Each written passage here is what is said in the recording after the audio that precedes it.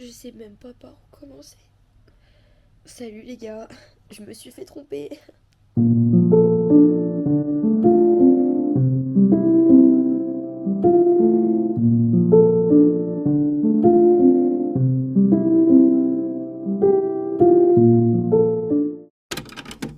Je claquais la porte de ta voiture, sans un regard, sans un au revoir. J'ai marché jusqu'à ma porte, mes affaires dans les mains. J'avais pas de sac, ma tenue de la veille. J'avais pas de rechange non plus, un chignon mal fait, les cheveux toujours trempés. Je traînais ma douleur jusqu'à mon palier. C'était un dimanche, le dimanche le plus merdique de l'année. J'étais déjà consciente que mes semaines seraient désormais une boucle infernale de ce fameux dernier jour de la semaine.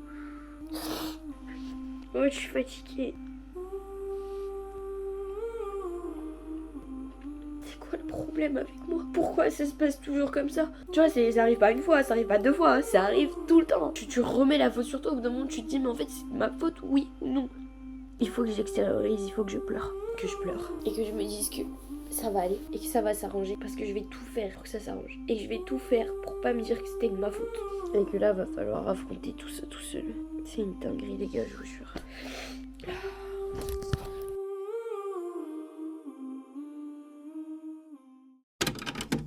Une année, 52 semaines, 2 âmes, un homme et une femme, 2 inconnus qui finiront sans espoir. Les larmes coulent sur mon visage, les yeux brûlants par la cause de ma mémoire qui me joue des tours. Nos souvenirs ne sont qu'un fragment d'images qui se succèdent en un millième de seconde. Elles m'aveuglent par leur rapidité. Avant que le livre ne soit bousillé, nous avions écrit un nombre de chapitres incalculable, passant de l'inconnu à l'indispensable, de l'idéal à l'irréparable. C'était inestimable. Tu as été ma plus belle amitié avant d'être détestée et éradiquée de mon monde. J'ai fermé la portière une dernière fois et tout s'est effacé. Tu as marqué la fin de notre histoire, ce triste dimanche 2022. Et comme chaque belle histoire qui débute, c'était imprévu. C'est vrai, tu n'étais qu'un inconnu à l'autre bout de la table et je n'étais qu'une femme torturée au visage fermé qui ne voulait pas communiquer. Mais le temps nous prouve, comme les âmes peuvent se libérer malgré notre plein gré à vouloir se renfermer. J'ai goûté à l'amitié saine, celle qui était empathique, celle de l'écoute et de la compréhension, une sérénité quand j'étais côté passager. Le temps m'a donné l'amitié et je t'ai sincèrement aimé comme le meilleur des amis. Parce que de l'inconnu à l'indispensable, c'est ce que notre livre avait prédit. Comment 2 amis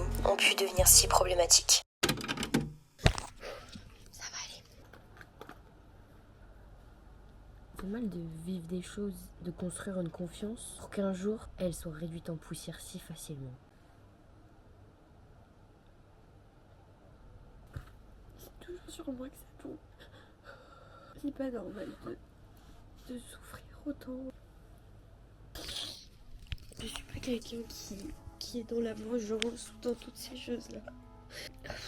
Je sais même pas par où commencer. Salut les gars, je me suis fait tromper. C'est comme un vase, tu vois. Un vase c'est super fragile. Et en fait, la confiance c'est pareil.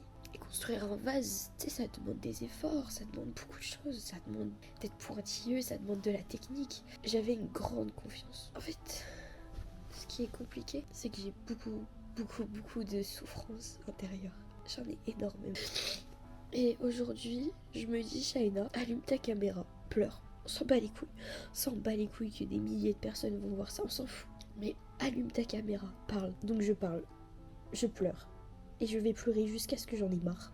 Jusqu'à ce que je n'arrive plus à pleurer. Je vais parler jusqu'à ce que je n'ai plus rien à dire. C'est comme ça que je vais me battre. Et je vais faire le plus de choses possibles pour aller mieux. Je veux pas être dans le déni. Je veux aller mieux. Je veux affronter les choses. Je veux pas les ignorer. Je veux les affronter. Ce qu'on a encore fissuré, parce que il faut le dire, la tromperie, ça brise une confiance en soi. L'estime de moi-même, elle remontait. En plus, en ce moment, genre, mon estime de moi-même remontait beaucoup. Et elle a pris une grosse patate. Et là, elle est KO par terre. Mais elle va se relever. Mais elle se relèvera pas si je fais rien. Tu peux pas attendre et me dire, peut-être je vais réussir à me réveiller. Tu vas te réveiller. Tu vas y aller. Ok, t'as mangé un KO. C'est sûrement le 10e de l'année, ton KO. Je veux juste, genre, me concentrer sur moi-même et je veux plus me retrouver comme ça seule chez moi, avoir mal au ventre, à pleurer, à me dire putain je me suis encore fait tromper, on m'a encore trahi, on m'a encore menti, on m'a encore sali, je veux plus.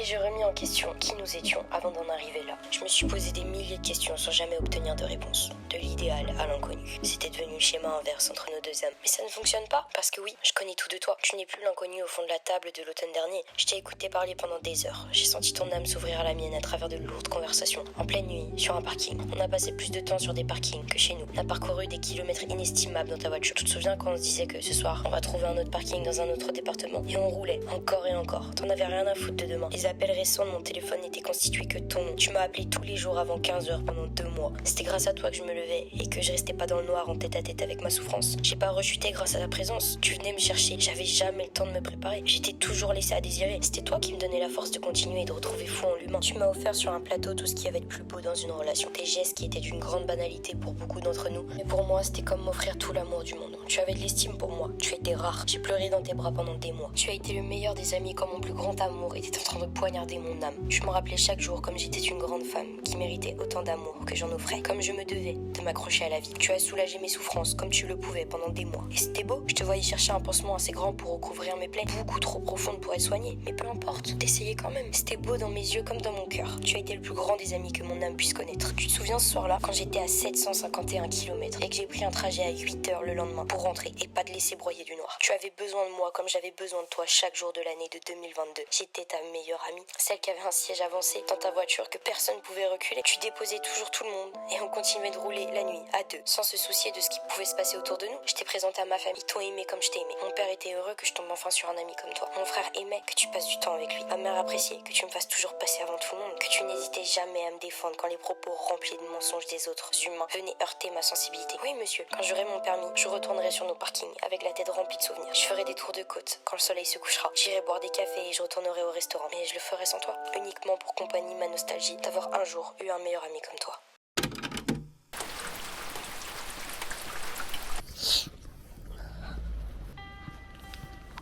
Il est 4h28, je sais même pas si vous m'entendez. Je pouvais pas filmer avant parce qu'il pleuvait trop. Je suis sortie marcher parce que j'ai l'impression de refaire encore une fois une descente. Je me sens mal, je me sens triste, je me sens trahie, je me sens humiliée. Et le pire dans cette histoire, c'est que j'en veux qu'à moi-même, alors que j'ai rien fait.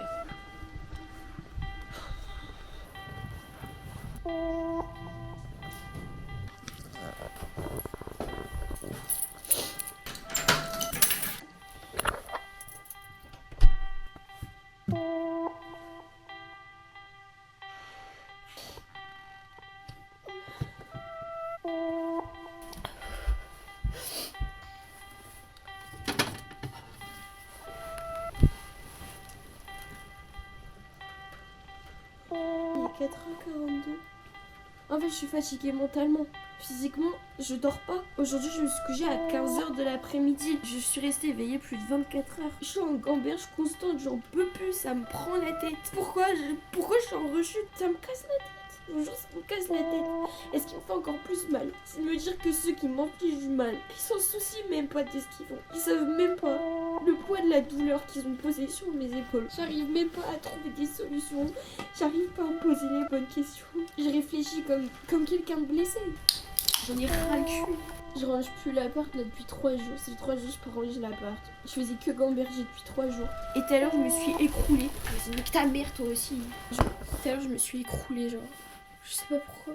J'ai commencé à... En fait, ça m'a battu d'un coup. Comme si on m'avait fait mal, tu vois. Je me suis même pas déshabillée, rien, tu vois. J'ai marché super longtemps. J'ai marché. La rechute, ça fait partie de la guérison. L'échec fait partie de la victoire. Si je rechute, c'est parce que je veux pas m'admettre que c'est fini. J'accepte pas en fait que ce soit fini. Chaque relation a sa propre histoire. Et cette année, j'ai vécu tellement d'épreuves que je sais même pas pourquoi je suis encore... Les gars, j'ai jamais eu une année autant difficile que celle-ci. Je te fais confiance. Tu sèches mes larmes. Tu sèches mes larmes pour des raisons comme celle-ci. Pour qu'un jour, tu me lèves et que ça soit toi qui me fasse pleurer pour les mêmes raisons pour lesquelles tu séchais mes larmes. Ça me surprend à quel point l'humain est égoïste, à quel point l'humain est sombre. L'humain est égoïste et les plus empathiques vont souffrir toute leur vie. Je vais pas être égoïste, je vais pas te pointer un couteau dans le dos pour un bonheur éphémère, pour un plaisir éphémère. Un plaisir éphémère qui laissera un éternel chagrin à quelqu'un. En fait, ce qui me fait mal, c'est que c'est pas le premier. Si je sais même plus, il y en a trop eu. Chaque action a des conséquences. On est humain, on commet tous des erreurs. Des erreurs à répétition, c'est des choix. Je fais partie de ceux qui sont pardonnent. Je fais partie de ceux qui ont le pardon dans le cœur. Mais j'arrive plus là. Je m'en veux trop. Il y a trop de choses que je comprends pas. Il y a trop de choses que j'accepte pas. Et je suis en train de connaître des sentiments que je connaissais même pas. J'ai pas envie de communiquer. J'ai constamment envie d'être seule.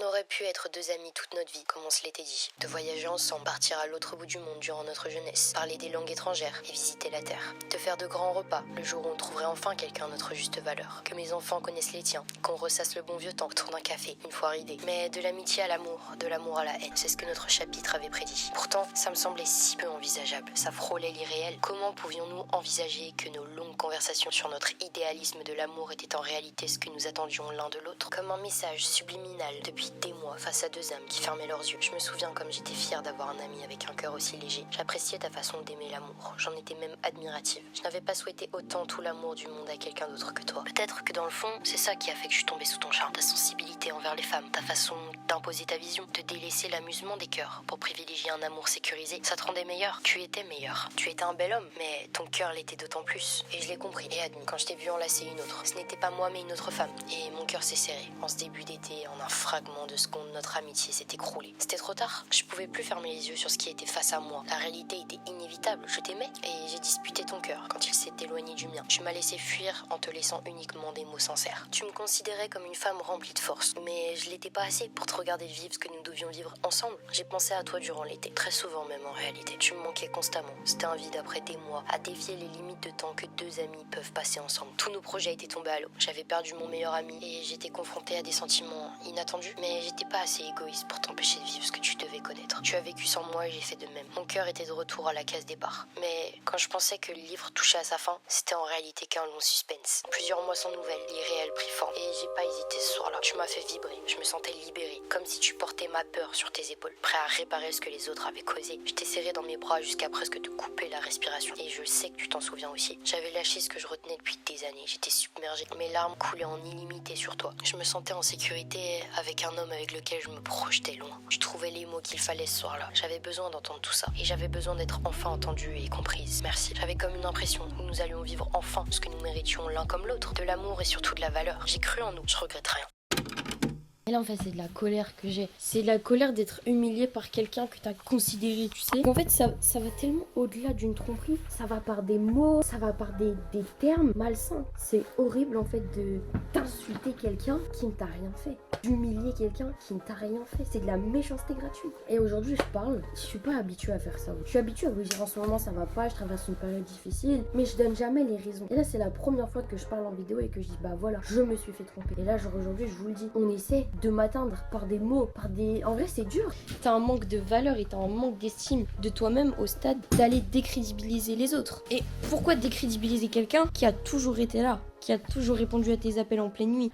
En fait, je suis en train de rentrer dans une colère, mais dans une colère intérieure. C'est-à-dire que je sais que ma colère, je vais finir par réussir à la gérer parce que ma colère, c'est l'alimentation même de ma réussite. J'arrive à prendre le bon dans cette colère et me dire maintenant, je vais tout niquer. Je dois penser à l'avenir. On doit penser à l'avenir. Je sais qu'il y a des meufs et qu'il y a des mecs qui traversent les mêmes étapes que moi, qui sont tombés sur de mauvaises personnes, qui les ont humiliés, qui ont rabaissé leur estime d'eux-mêmes, des personnes qui leur ont fait du mal en fait, et qui surtout leur ont fait du mal à leur ego et à la personne qu'ils étaient, et qui aujourd'hui ne veulent plus ressembler à la personne à qui on a fait du mal. Faut arrêter de banaliser tout ça. Faut arrêter de croire que ah ben on se fait tromper, on met 2-3 mois et après c'est fini. C'est pas vrai. La tromperie, c'est quelque chose, ça te ronge jusqu'à l'os parce que tu viens à te dire que c'est de ta faute. C'est de ma faute si je me fais tromper parce que c'est toujours mieux ailleurs. C'est de ma faute parce que je suis pas assez comme ça, parce que je suis... Non, la tromperie c'est un acte de faible. On fait pas partie des faibles, même si on pleure, même si on parle, on expose nos sentiments, on expose notre peine, nous ne sommes pas faibles. Au contraire, chacun gère sa peine comme il le souhaite. Chacun a son processus de guérison. Moi, je fais partie de ceux qui doivent parler pour s'en sortir. Si je ne parle pas, je vais trop intérioriser et je vais exploser et je serai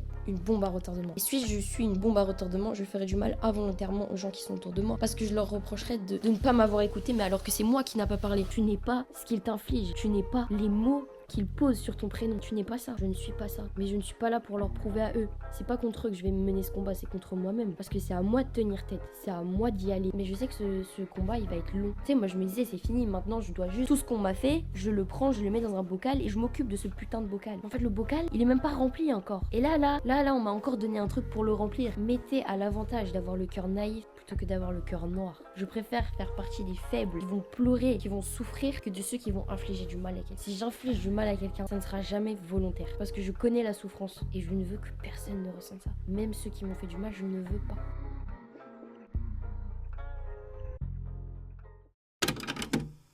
De la haine à l'indifférence. Tu ne m'as pas laissé le temps de t'aimer. Tu es devenu un autre homme du jour au lendemain. L'inconnu a repris sa place au fond de la table en automne. On s'est laissé un dimanche soir. Une année. 52 semaines. Mon esprit garde de toi tout ce qui était beau. Mon cœur, lui, garde les marques de tes actes. J'ai aimé te connaître. Mon âme frôlant la tienne quand nos corps ne formaient plus qu'un. Passer ma main dans tes cheveux quand tu tenais le volant. T'écouter parler en pleine nuit, me laissant m'emporter par ces lourdes conversations qui resteront gravées. J'ai aimé que tu penses à moi tous les jours de l'année. Que nos cordes vocales s'épuisent sur des douces mélodies. J'ai aimé connaître ta famille, m'ouvrir dans ce bas monde en t'ayant à mes côtés. J'ai aimé ta façon de dessiner mes hanches avec tes mains. J'ai aimé me sentir libérée quand tout a commencé. J'ai aimé à chaque fois que tu me rappelais combien j'étais forte comme femme. T'entendre redonner de la valeur à mon cœur. J'ai aimé regarder ton profil sur de grandes routes ensoleillées, me transmettre ton sourire. Mais l'histoire se termine, je retournerai sur notre parking. Ce n'est pas de votre faute. Si on vous ment, ne vous en voulez pas à vous-même. Si on vous salit, ce n'est pas de votre faute. Ce n'est pas vous qui étiez sale. Si on t'a sali, c'est que quelqu'un était déjà sale. C'est cette personne sale qui est venue se coller à toi. Si cette personne te traite de cette manière, ça ne veut pas dire que tu mérites d'être traité de cette manière. Comme dit une amie à moi, Shaina, la vie c'est pas un film de cul. On ne se laisse pas abattre par l'ennemi. On va au combat. J'ai passé une année tellement douloureuse. L'année a été tellement longue. C'était une année remplie de douleur. Et même quand j'ai cru que c'était fini, j'ai vu une lame tellement grande se planter à l'intérieur de mon corps. Elle a été surprenante. Je vais tout faire pour réussir. J'ai toujours cherché ma hauteur à travers les autres. J'ai toujours cherché tout dans mes relations alors que tout est devant toi, Shaina. J'ai compris les leçons. J'ai enfin compris. Fait que j'ai encore de l'espoir, vous voyez. Ce que je me dis, c'est une putain de leçon de vie en fait. Ok, je me suis fait prendre pour une conne. Ok, on m'a utilisé. Ok, je n'étais qu'un jeu et qu'un objectif. J'étais juste un trophée qu'on voulait pour le massacrer devant tout le monde. C'est vrai, c'est la réalité. Mais est-ce que ça veut dire que là, par la suite, je serai toujours le trophée cassé qu'on laisse dans le grenier? Non, je vais être un putain de trophée que tu pourras même pas porter dans tes mains. Il sera tellement lourd, va peser lourd dans le game. C'est tout. Je veux retourner le jeu, je veux gagner ce jeu. Placez votre confiance qu'en vous-même, les gars. Et fumez-les tous. C'est tous des merdes.